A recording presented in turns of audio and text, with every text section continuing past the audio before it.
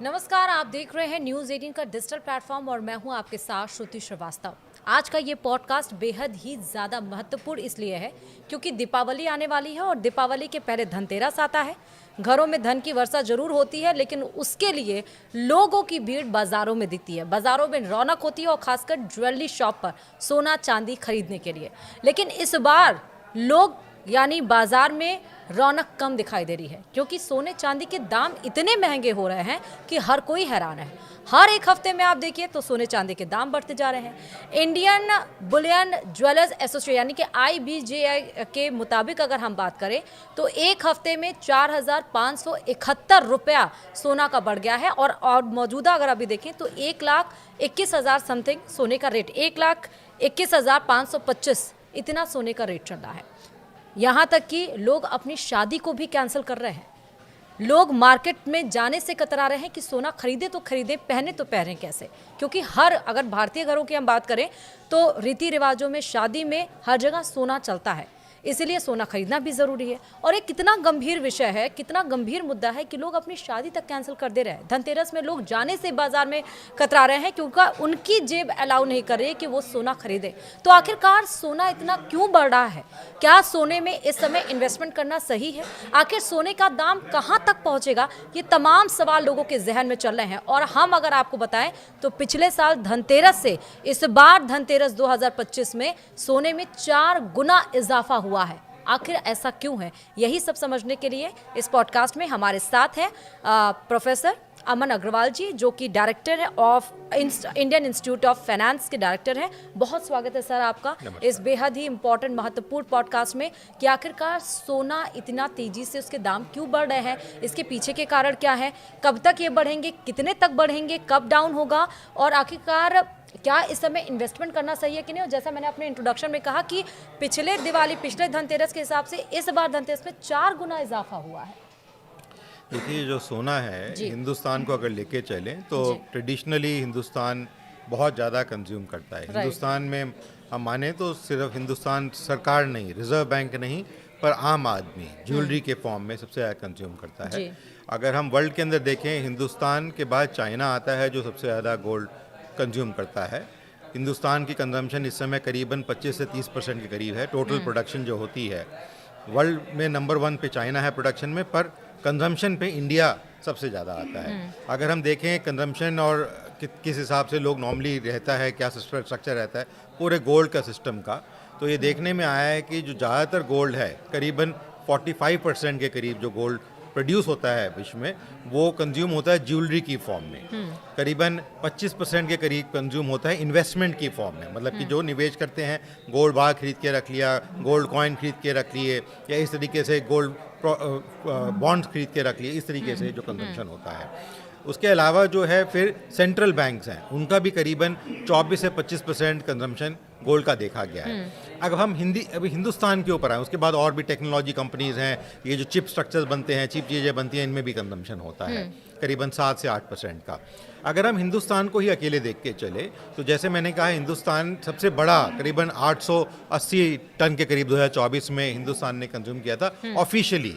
Unofficially भी करीबन 300-400 ton के करीब स्मगल होकर हिंदुस्तान में आ जाता है साल प्रति साल। जो ज़्यादातर कंजम्पशन हिंदुस्तान का होता है वो ज्वेलरी की फॉर्म में होता है, पहले अभी भी हो रहा है। दूसरा जो सबसे बड़ा कंजम्पशन इस समय हिंदुस्तान में देखने को मिल रहा है पिछले 3 साल से स्पेसिफिकली, वो है रिजर्व बैंक ऑफ इंडिया, जो सेंट्रल बैंक है। अगर हम इसी साल को लेके चलें, अगस्त 25 तक करीबन 800 मिलियन टन के करीब वो ले चुका है। जो उनका जो कंजम्पशन है वो खरीदते रह रहे हैं, करीबन टन खरीदते जा रहे हैं, हर महीने 3 से 4 मिलियन टन खरीद रहे हैं वो, जो रिजर्व बैंक रखता है। तो उससे भी एक तो गोल्ड प्राइसेस बढ़ती हैं। दूसरा क्या हुआ कि अक्टूबर के बिगिनिंग में यूएस का शटडाउन डिक्लेयर हुआ, आपने देखा होगा कि न्यूज़ चैनल ने भी कहा होगा। उसमें क्या है कि उनके ऑपरेशंस जो है, सरकार के ऑपरेशन जो है वो स्टैंड स्टिल पे आ जाते हैं। क्यों? उनका बजट जो है, जो अप्रूव करना होता है कांग्रेस को, पार्लियामेंट को, वो अप्रूव नहीं किया गया जो ट्रम्प साहब ने प्रेजेंट किया था। तो इस वजह से उनके पास खर्चा करने के लिए पैसा इस समय नहीं है। जब वो स्टैंड स्टिल पे आ जाता है तो फिर और चीज़ों के अंदर अनसर्टेनिटी बन जाती है, पॉलिटिकल अनसर्टेनिटी। पहले ही टैरिफ के मारे जो है अनसर्टेनिटी थी, उनके जो नियंत्रण आ रहे थे, उनके ऊपर अनसर्टेनिटी अनसर्टेनिटी थी। अब ये जो बड़ी अनसर्टेनिटी हो गई है, इसकी वजह से भी गोल्ड की कंजम्पशन विश्व के अंदर ट्रेडिंग के मामले में, पेमेंट्स के मामले में बढ़ गया है जी। तीसरा जो एक कारण हिंदुस्तान के लिए स्पेसिफिकली जो हम देख रहे हैं पिछले 6 महीने से, गोल्ड का रेट जो है 80,000 से जाके 1,20,000 के आसपास हो सकता है, कुछ दिनों में 1,30 भी टच कर जाए। हाँ। वो एक कारण ये भी है कि जो रुपया का रेट है अगर हम लेके चलें, वो 6-7 महीने पहले 80-81 के आसपास था, इस समय 88 रुपये के आसपास और 89 के आसपास जाने की उम्मीद हो रही है, जिस तरीके से गिरता आ रहा है वो। तो जब वो रेट गिरता है, क्योंकि जो गोल्ड की प्राइसिंग होती है वो लंदन स्टॉक एक्सचेंज में की जाती है, हिंदुस्तान में नहीं की जाती है। वहाँ पे भी अगर हम देखेंगे तो अक्टूबर के सितंबर या अंत महीने से, मतलब 27-28 सितंबर से लेके अब तक जो है वहाँ पे भी उछाल देखने को मिला। चाहे यूएस डॉलर की प्राइसेस देखें, चाहे हम पाउंड की प्राइसेस देखें, वहाँ पे भी थोड़ा उछाल देखने को मिला। एक तो वो उछाल हुआ, दूसरा जो रुपया गिरा उसकी वजह से रेट बढ़ा, और अब जो है अगले 6 महीने त्योहारों का सीजन है।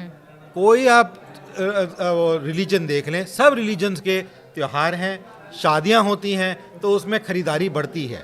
और इस समय अगर हम मार्केट में बात करें, जो सोने के सुनार होते हैं, जो ट्रेडिंग भी करते हैं, खरीदते भी हैं, इस्तेमाल भी करते हैं, हमारे लिए बनाते भी हैं सामान, वहाँ पे ब्लैक में सोना चल रहा है। आप कह रहे हैं कि लोग नहीं जा रहे मार्केट में, वहाँ पे वो कह रहे हैं कि ब्लैक में इस समय सोना, मतलब जो कैश वाला सोना हो रहा है वो 10,000, 15,000, 3,000 रुपये एक्स्ट्रा जो मार्केट रेट है उससे ज़्यादा में लोग खरीदने को तैयार हो रहे हैं। तो इसलिए डिमांड काफ़ी हाई इस समय हुई है गोल्ड ज्वेलरी वगैरह की।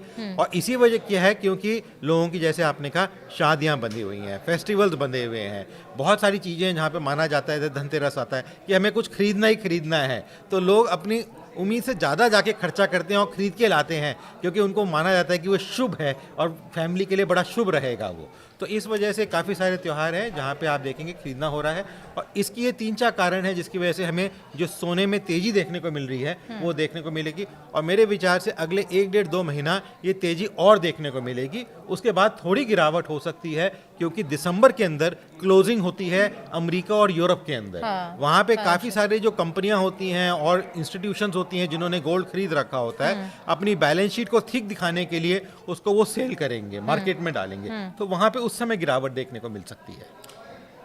ठीक है, लेकिन आपने देखिए दोनों बातों में थोड़ा सा मुझे अंतर, मैंने जो कहा था कि बाजार में रौनक नहीं है, वो मजबूरी, बस अब किसी की शादी पड़ गई है तो जाना ही पड़ेगा, शादी नहीं। लेकिन ये भी है सर, बहुत सारे ऐसे केसेस अभी हमने देखे, राजस्थान में एक ने शादी कैंसिल कर दिया, बिल्कुल, तो उसका इफेक्ट भी, प्रभाव भी पड़ रहा है। आप बिल्कुल ठीक कह रहे हैं, ये चीज़ों का प्रभाव जरूर पड़ता है। पर देखिए हर एक शादी के अंदर बजट हिल जाता है। आप 2 लाख तक खरीदने जा रहे हैं, अब 1,21,000 का अगर सोना है समथिंग 20, तो आपका बजट तो उससे बहुत हाई चला गया। नहीं, आप बिल्कुल ठीक कह रही हैं। पर देखिए कोई भी जो शादी का बजट होता है वो ये देख के नहीं होता कि मेरे को 1 तोला सोना देना है या 1 किलो सोना देना है या 1.5 किलो सोना देना है या 100 ग्राम सोना देना है, ऐसे नहीं होता है कोई बजट शादी का।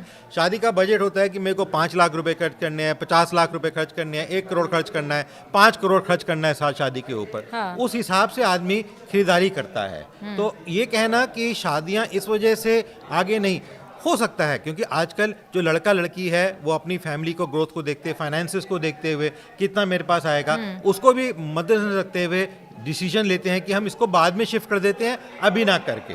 क्योंकि सिर्फ एक सोना ही नहीं, सारी चीज़ों में आप होटल के खर्चे देखिए, होटल के रहन सहन का, आने जाने का जो है वो चीज़ें बढ़ रही हैं। क्योंकि अभी पिछले 1-1.5 महीने में सारे हिंदुस्तान के अंदर जहाँ जहाँ नदियाँ हैं वहाँ पे बहुत पानी आया हुआ था, आपने देखा सब जगह पानी भर रहा था, बहुत सारी चीज़ें डिस्ट्रॉय हुई हैं। तो इस वजह से जो है रेट जो है काफ़ी ज़्यादा ऊपर बढ़े हुए हैं हर एक चीज़ के। तो वो भी एक कारण रह सकता है, ये नहीं कहेंगे सिर्फ एक सोना ही एक कारण है। बिकॉज जैसे मैंने बताया जो बजट होता है वो रुपयों के अंदर तय किया जाता है, वो ये नहीं किया जाता कि मैं 100 ग्राम सोना लूंगा या 10 ग्राम सोना लूंगा या 1 किलो सोना लूंगा। मतलब आपके कहने का मतलब है कि जो रेट बढ़ रहे हैं गोल्ड के, उसके कुछ फैक्टर्स है, जैसे जियोपॉलिटिकल फैक्टर्स हो गए, अमेरिका का टैरिफ वॉर हो गया, रशिया यूक्रेन वॉर हो गया, अमेरिका का टैरिफ वॉर की जगह शटडाउन जो उनका है वो ज्यादा मेजर एक कंट्रीब्यूशन है, शटडाउन जो हो गया।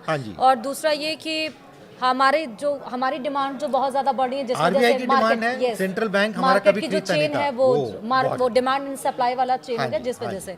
लेकिन सर अगर हम 9 महीने की बात करें तो मेरे पास आंकड़े हैं, वो 45,363 रुपए बढ़ चुके हैं 9 महीने में। इतना बिल्कुल। सोना बढ़ा है। बिल्कुल। ये आप कह रहे हैं दिसंबर के बाद जैसे क्लोजिंग होगी अमेरिका और उसमें, उसके बाद सोने के दाम कम होंगे, तो इसके पीछे के यही फैक्टर्स अगर हम मार्केट स्ट्रैटेजी को देखें तो फिर ये एनालिसिस कहाँ तक, क्या अगले साल भी हम इसको देखिए देख सकते हैं? जी, जी इसके ऊपर डिपेंड करेगा कि अब जैसे जो शटडाउन हुआ है अमेरिका के अंदर, जहाँ पे उनका बजट पास नहीं हुआ, ये कितने दिन चलता है।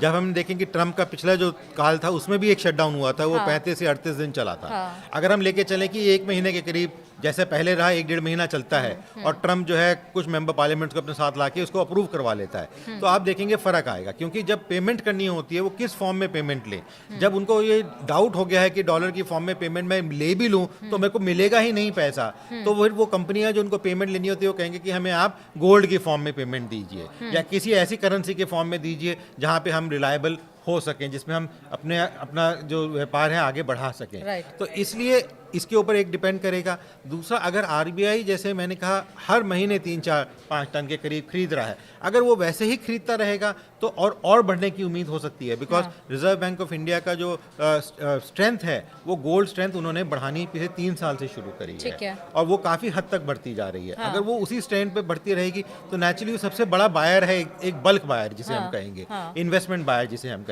उसका तथ्य इससे नहीं है कि वो उसने यूज़ करना है या कहीं दिखाना है या कुछ कंजम्पशन करना है, उसका सिर्फ एक इन्वेस्ट करके सिक्योरिटी बढ़ाने के लिए है हिंदुस्तान के लिए।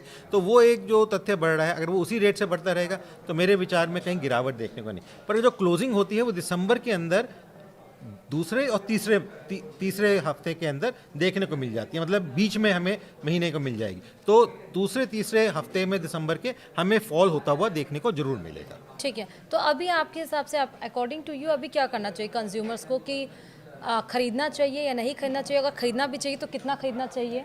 देखिए जी, इस समय बहुत ज़्यादा वॉलीटिलिटी है। जैसे मैंने कहा लंदन के अंदर भी प्राइसेस बढ़ रही हैं, उसके जियोपॉलिटिकल रीजन, जैसे यूएस का और भी रीज़न, रशिया का भी हो सकता है और कारण भी हो सकते हैं। तो वो एक कारण जो बन के आ रहे हैं, उसके मद्देनजर रखते हुए जब इतनी ज़्यादा वॉलीटिलिटी होती है, अगर आपके पास बहुत ज़्यादा पैसा है खेलने के लिए तो आप ज़रूर इन्वेस्ट करें। अगर बहुत ज़्यादा नहीं है तो थोड़ा आप अभी सहनशीलता रखिए, थोड़ा आगे देखिए क्या होता है। दूसरी चीज़ ये है कि जिसको ज़रूरत है उसको तो ज़रूरत का खरीदना ही पड़ेगा। शादी करनी है, किसी को देना है, या ये त्योहारों का हिसाब देखना है कि कुछ लेके आना है, तो वो थोड़ा बहुत जो खरीदना चाहते हैं उसमें खरीदें और आगे बढ़ें। बिकॉज ज़िंदगी रुकती नहीं है, किसी भी रेट पे हो सोना। इन्वेस्टमेंट करना सही है? देखिए, इन्वेस्टमेंट जैसे मैंने कहा, अगर आप लॉन्ग टर्म इन्वेस्टमेंट कर रहे हैं तो कोई दिक्कत नहीं है, पर अगर आप शॉर्ट टर्म इन्वेस्टमेंट कर रहे हैं तो उस केस में आप थोड़ा सा धैर्य रखें। Short term in the sense एक शॉर्ट टर्म होता है कि जी एक महीना, 2 महीना, 3 कई बार जो डे ट्रेडर टाइप होते हैं ना जी, आज सुबह खरीदा, शाम को बेचा, कल बेचा, इंट्राडे टाइप होते हैं, 2-3 दिन में, 1 हफ्ते में बेच दिया कि देखिए कि बढ़ रहा है। उस टाइप के लोग जो है उनको थोड़ा कॉशियस होकर चलना जरूरी है। उनको इन्वेस्टमेंट कब करना चाहिए? जब दिसंबर में थोड़ा प्राइस लो आए? मेरे विचार में जैसे ही थोड़ा घटेगा तो उसके बाद वो इन्वेस्टमेंट कर सकते हैं, और घटना होना ही है। बिकॉज इतनी जो प्राइसिंग बढ़ रही है ये स्टेबल प्राइसिंग नहीं है, और कोई ऐसा कारण नहीं है जिसकी वजह से ये एकदम से बढ़ रही है। हिंदुस्तान में जरूर बढ़ेगी। जैसे मैंने कहा त्योहारों का समय है, शादियों का समय है, तो डिमांड बढ़ती है। और जैसे मैंने कहा जो गोल्ड के जो व्यापारी हैं वो कह रहे हैं कि इस समय तो ब्लैक में गोल्ड बढ़ रहा है, मतलब कि जो मार्केट रेट है उससे भी ज़्यादा लोग देने को तैयार हो रहे हैं। ठीक है, बहुत शुक्रिया सर, बहुत ज़्यादा शुक्रिया। ये थे प्रोफेसर अमर अग्रवाल जो कि director Indian institute of professor थे और फाइनेंस थे, जिन्होंने हमें विस्तार से बताया, यानी कि पूरे एनालिसिस के साथ, कि आखिर गोल्ड के दाम मार्केट में क्यों बढ़ रहे हैं, कब तक बढ़ेंगे, कब फॉल होंगे, आपको इन्वेस्टमेंट करना चाहिए नहीं करना चाहिए, और जो शॉर्ट टर्म के इन्वेस्टर्स हैं जैसे इंट्राडे वाले 1 महीने 2, उनको इन्वेस्टमेंट कब करना चाहिए, लॉन्ग टर्म के इन्वेस्टमेंट को। और अगर बात सही है कि कंपनी के साथ जैसे कि एम्प्लॉय आए एम्प्लॉय जाए, लेकिन कंपनी चलती रहती है, वैसे मार्केट का भी है कि सोना महंगा हो या सस्ता हो, जिसको खरीदना है वो खरीदेगा ही। बहुत बहुत शुक्रिया सर हमारे साथ जुड़ने के लिए, और आप इस पॉडकास्ट को लोगों तक भी फॉरवर्ड करें ताकि उनको भी एग्जैक्ट पता चल जाए कि आखिरकार गोल्ड के दाम क्यों बढ़ रहे हैं। इस पॉडकास्ट में जुड़ने के लिए बहुत बहुत शुक्रिया। नमस्कार।